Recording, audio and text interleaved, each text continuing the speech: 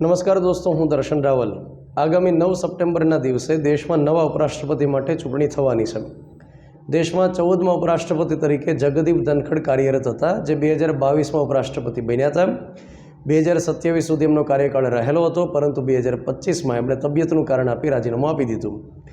ઉપરાષ્ટ્રપતિમાંથી રાજીનામું આપતા એમનું પદ ખાલી પડ્યું, અને ઉપરાષ્ટ્રપતિનું પદ ખાલી પડે તો કેટલા સમયમાં નવા ઉપરાષ્ટ્રપતિની ચૂંટણી કરવી એ અંગે ભારતીય બંધારણ મૌન રહેલું છે। ભારતીય બંધારણમાં સ્પષ્ટતા નથી। હા, રાષ્ટ્રપતિના કેસમાં સ્પષ્ટતા રહેલી છે કે જ્યારે રાષ્ટ્રપતિનું પદ ખાલી પડે, દાખલા તરીકે એ ગુજરી ગયા હોય, એણે રાજીનામું આપ્યું હોય, અથવા મહાભિયોગની પ્રક્રિયા દ્વારા બધાએ ભેગા મળી દૂર કર્યા હોય, આવા સંજોગમાં જ્યારે રાષ્ટ્રપતિનું પદ ખાલી પડે તો આગામી 6 મહિનામાં નવા રાષ્ટ્રપતિની ચૂંટણી ફરજિયાતપણે કરાવવી પડે। પણ ઉપરાષ્ટ્રપતિના કેસમાં માત્ર એટલું લખાયેલું છે કે બનતી ત્વરાએ બને એટલી ઝડપથી નવા ઉપરાષ્ટ્રપતિની ચૂંટણી કરાવવાની। તો 9 સપ્ટેમ્બરના દિવસે નવા ઉપરાષ્ટ્રપતિની ચૂંટણી થવાની છે। દેશને 15મા ઉપરાષ્ટ્રપતિ મળવા જઈ રહ્યા છે। એનડીએ જે એક ગઠબંધન છે, એક જૂથ રહેલું છે, નેશનલ ડેમોક્રેટિક એલાયન્સ કરીને જેનું પૂરું નામ થાય, ભાજપ અને એને ટેકો આપતી જે પાર્ટીઓનું જૂથ છે એને આપણે શું કહીએ છીએ? એનડીએ। અત્યારે કેન્દ્રની અંદર સરકાર બીજેપીની નથી, અત્યારે સરકાર રહેલી છે એનડીએની। એમણે પોતાના ઉપરાષ્ટ્રપતિના ઉમેદવાર ઘોષિત કર્યા છે, જેનું નામ રહેલું છે સીપી રાધાકૃષ્ણન। એક ઉપરાષ્ટ્રપતિ હતા સર્વપલ્લી રાધાકૃષ્ણન, અને એક નવા ઉપરાષ્ટ્રપતિ બની શકે એમ છે, જેનું નામ છે સીપી રાધાકૃષ્ણન। સીપી રાધાકૃષ્ણન વિશે આપણે થોડી માહિતી મેળવીએ, ઉપરાષ્ટ્રપતિની સ્ટેટિક માહિતી મેળવીએ, બંધારણીય જોગવાઈનો અભ્યાસ કરીએ, અને ત્યાર પછી અત્યાર સુધીમાં ઉપરાષ્ટ્રપતિ જે બન્યા એની એક યાદી જોઈ લઈએ આપણે। સીપી રાધાકૃષ્ણન, જેનું પૂરું નામ થાય છે ચંદ્રપુરમ પોન્નુસ્વામી રાધાકૃષ્ણન, જેનો જન્મ થાય છે 20 ઓક્ટોબર 1957ના દિવસે તિરુપુર, તમિલનાડુ ખાતે। ત્યાર પછી થૂથીકુડી, તમિલનાડુમાં એ અભ્યાસ કરે છે, બીબીની ડિગ્રી મેળવે છે। વ્યક્તિ વિશેષમાંથી જ્યારે કોઈ સવાલ પૂછવામાં આવે તો જન્મ તારીખ પૂછાવી શક્યતા એકદમ નહિવત જેવી છે દોસ્તો। પણ હા, જ્યારે કોઈ અગત્યના પદ ઉપર કોઈની નિમણૂક થાય અથવા ચૂંટણી થાય તો એના વિશેની બેઝિક માહિતી આપણને ખ્યાલ હોવી જરૂરી છે। જેમ કે વતન પૂછાઈ શકે, એમની રાજકીય કારકિર્દીમાંથી સવાલ આપણને પૂછાઈ શકે। તો સીપી રાધાકૃષ્ણનની રાજકીય કારકિર્દી આપણે સમજીએ। આ વ્યક્તિ બીજેપીમાંથી ટિકિટ લઈ વર્ષ 1998માં અને 1999માં લોકસભાની ચૂંટણી લડે છે, જીતે છે।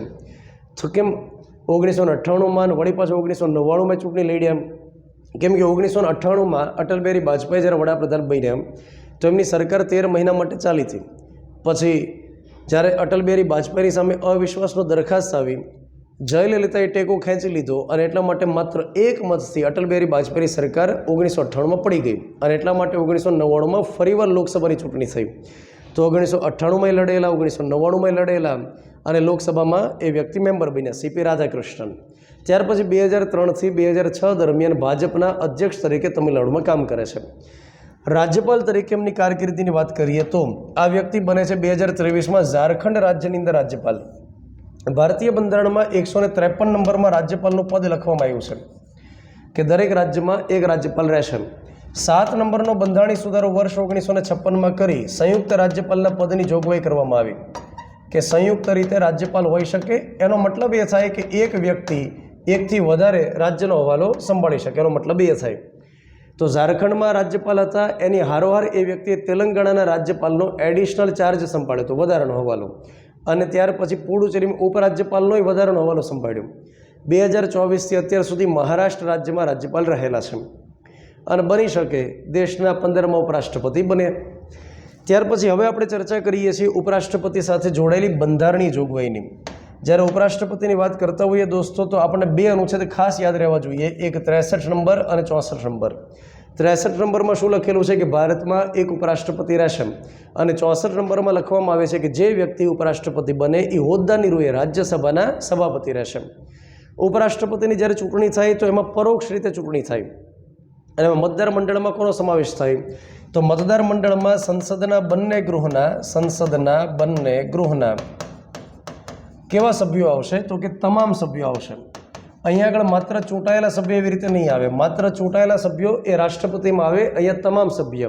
એનો મતલબ એ થાય કે ચૂંટાયેલા હોય અને નિમાયેલા હોય બંને પ્રકારના સભ્યો ઉપરાષ્ટ્રપતિની ચૂંટણીમાં મત આપી શકે।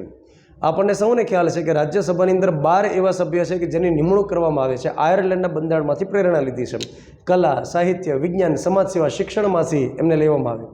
સાહેબ, રમતગમત તો આવ્યું નહીં, તો રમતગમત એ કલા અંતર્ગત ગણાય છે, અલગથી કોઈ ફિલ્ડ નથી, કલા અંતર્ગત રમતગમતને ઇન્ક્લુડ કરે છે. તો અહીં આગળ તમામ સભ્યો ભાગ લઈ લેશે. ત્યાર પછી જે વ્યક્તિને 50%થી વધુ મત મળે એ વ્યક્તિને શપથ રાષ્ટ્રપતિ લેવડાવે. ભારતના નાગરિક હોય, 35 વર્ષની ઉંમર હોય ને રાજ્યસભાની અંદર મેમ્બર બની શકે એટલી લાયકાત ધરાવતા વ્યક્તિ ઉપરાષ્ટ્રપતિ માટે ફોર્મ ભરી શકે. ઉપરાંત 2 કન્ડિશન છે, 2 શરત છે. એક તો 15,000 રૂપિયા RBIમાં ડિપોઝિટ કરવાના અને મતદાર મંડળમાંથી 20 સભ્યોનું સમર્થન મળે, 20 સભ્યોનો ટેકો મળે, એ વ્યક્તિ ઉપરાષ્ટ્રપતિમાં ફોર્મ ભરી શકે.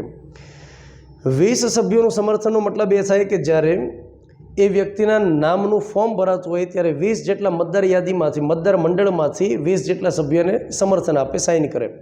અને જ્યારે એ ફોર્મ સબમિટ કરાવી ત્યારે અન્ય 20 જેટલા સભ્યોનો ટેકો જરૂરી છે. ટોટલ 40 વ્યક્તિની હારવાર હોવા જરૂરી છે. ત્યાર પછી રાજીનામું રાષ્ટ્રપતિને સંબોધન કરીને આપી દેશે. અને ઉપરાષ્ટ્રપતિને માનો કે ગેરવર્તણૂક બદલ ગૃહની અંદર મિસબિહેવ કરતા હોય અથવા ગૃહની અંદર ભેદભાવ કરતા હોય, સભ્યની સાથે વારોતારો કરતા હોય, તો એ સમય દરમિયાન ઉપરાષ્ટ્રપતિને દૂર કરવા માટે ઠરાવ લાવી પ્રક્રિયા સ્ટાર્ટ કરી શકાય.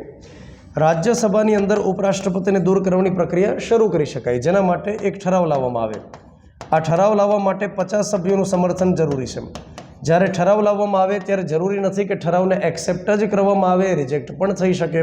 જે કારણ આપ્યું હોય ને ઠરાવમાં કે અમને એવું લાગે છે કે ઉપરાષ્ટ્રપતિ આમ કરે, તેમ કરે, ફલાણું કરે, ઢીકણું કરે, તો એમાં જો તથ્યતા દેખાય અને એમાં કંઈક વાતમાં વજન પડતું હોય તો એક્સેપ્ટ થાય, અધરવાઇઝ રિજેક્ટ પણ થઈ શકે. ત્યાર પછી જો એક્સેપ્ટ થાય ઠરાવ તો 14 દિવસની નોટિસ આપવામાં આવે. આ 14 દિવસ દરમિયાન ઉપરાષ્ટ્રપતિ પોતે કામ ન કરી શકે, ઉપરાષ્ટ્રપતિનું એટલે કે રાજ્યસભાના સભાપતિ તરીકેનું કામ ન કરી શકે. હા, ગૃહમાં ભાગ લઈ શકે, એની ઉપર જે આરોપ લાગ્યા હોય તો એનો જવાબ દઈ શકે, એના માટે જઈ શકે, પણ એ સત્તા ભોગવવા માટે ન જઈ શકે. 14 દિવસ માટે એમણે ઉપરાષ્ટ્રપતિનું કામ નહીં કરવાનું. અને 14 દિવસના અંતે અસરકારક બહુમતી દ્વારા ઠરાવ પસાર કરાવી દૂર કરી શકાય. અસરકારક બહુમતી, જેને આપણે ઇફેક્ટિવ મેજોરિટી કહીએ. અસરકારક બહુમતીનો મતલબ એ થાય કે ગૃહની જે કુલ સંખ્યા હોય એમાંથી ખાલી પડેલી બેઠકો બાદ કર્યા પછી જે સંખ્યા વધે એની બહુમતી, એને શું કહેવાય? અસરકારક બહુમતી કહેવાય. તો અસરકારક બહુમતી દ્વારા ઠરાવ લાવી એમને દૂર કરી શકાય. રાજ્યસભામાંથી ઠરાવ પસાર થાય પછી લોકસભાને મોકલવામાં તો આવે. અને લોકસભાની અંદર સાદી બહુમતી, મતલબ આને કોઈ માથાકૂટ છે નહીં, લોકસભાને ખાલી સૂંઘાડવામાં આવે. કેમ કે લોકસભામાં તો ઉપરાષ્ટ્રપતિ કામ નથી કરતા, તો બસ ખાલી સંમતિ આપી દે, સાદી બહુમતી આપી દે તો ઉપરાષ્ટ્રપતિને દૂર કરી શકાય. હવે આપણે દોસ્તો એ સમજવાનું છે કે અત્યાર સુધીમાં ઉપરાષ્ટ્રપતિ કેટલા આવ્યા? અત્યાર સુધીમાં ઉપરાષ્ટ્રપતિ આવ્યા છે ટોટલ 14. અહીં આગળ આપણે લિસ્ટ આખું આપેલું છે. આ હામિદ અંસારી 2 વખત બન્યા, એને અલગ અલગ ક્રમ આપ્યો છે, જો કે એને એક જ ક્રમ આપવો જોઈએ. અહીંયા આગળ 13માં હતા વેંકૈયા નાયડુ અને 14માં ઉપરાષ્ટ્રપતિ હતા જગદીપ ધનખડ. તો અત્યાર સુધી ટોટલ ઉપરાષ્ટ્રપતિ કેટલા રહેલા? 14 ઉપરાષ્ટ્રપતિ, જેમાં સૌથી પહેલાં ઉપરાષ્ટ્રપતિ બને છે જે શિક્ષક જીવ રહેલા હતા, સર્વપલ્લી રાધાકૃષ્ણન, જેની જન્મ તારીખ છે 5મી સપ્ટેમ્બર, જેને રાષ્ટ્રીય શિક્ષક દિવસ તરીકે ઓળખવામાં આવે. સર્વપલ્લી રાધાકૃષ્ણ જે આગળ જતા દેશના રાષ્ટ્રપતિ બન્યા, તો સૌથી પહેલાં ઉપરાષ્ટ્રપતિ અને બીજા નંબરના રાષ્ટ્રપતિ, જેમને આધ્યાત્મ ક્ષેત્રનો સર્વોચ્ચ પુરસ્કાર ટેમ્પલ્ટન પુરસ્કારથી સન્માનિત કરવામાં આવેલા. અને સોવિયત યુનિયનની સાથે રિલેશન મજબૂત બનાવવામાં આ વ્યક્તિનો ફાળો હતો, કેમ કે આ વ્યક્તિ સોવિયત યુનિયનમાં રાજદૂત બનીને કામ કરેલું હતું. ત્યાર પછી બીજા વ્યક્તિ ડૉક્ટર ઝાકિર હુસેન, ત્યાર પછી વીવી ગિરી. આ શરૂઆતના જે 3 ઉપરાષ્ટ્રપતિ આવ્યા એ ઉપરાષ્ટ્રપતિમાંથી આગળ જતા બન્યા રાષ્ટ્રપતિ. તો 1969 સુધી પરંપરા રહેલી કે જે વ્યક્તિ ઉપરાષ્ટ્રપતિ બને એ આગળ જતાં શું બને? દેશમાં રાષ્ટ્રપતિ બને. વળી પછી પરંપરા એ તૂટી અને વળી પાછી પરંપરા શરૂ થઈને વળી પછી અત્યારે પરંપરા રહેલી નથી. તો પરંપરા એના માટે જ હોય ને કે જેને તોડી શકાય, જેને બદલી શકાય. ત્યાર પછી એક વ્યક્તિ GS પાઠક, BD જત્તી, M હિદાયતુલ્લા. હવે 3 જે આવે છે એ આગળ જતા રાષ્ટ્રપતિ બન્યા, જેના નામની અંદર ભગવાનના નામે આવે છે. R વેંકટરામન, શંકર દયાળ શર્મા, KR નારાયણન. એના પછી કૃષ્ણકાંત, ભૈરવસિંહ શેખાવત, હામિદ અંસારી, પછી વેંકૈયા નાયડુ અને એના પછી જગદીપ ધનખડ. અત્યાર સુધીમાં જેટલા ઉપરાષ્ટ્રપતિ આવ્યા 14, એમાંથી 2 જ એવા ઉપરાષ્ટ્રપતિ છે કે જે 2 ટર્મ માટે રહેલા, એક સર્વપલ્લી રાધાકૃષ્ણ અને એક હામિદ અંસારી. તો દોસ્તો આ આપણે વાત શાના વિશે કરી? ઉપરાષ્ટ્રપતિ માટે.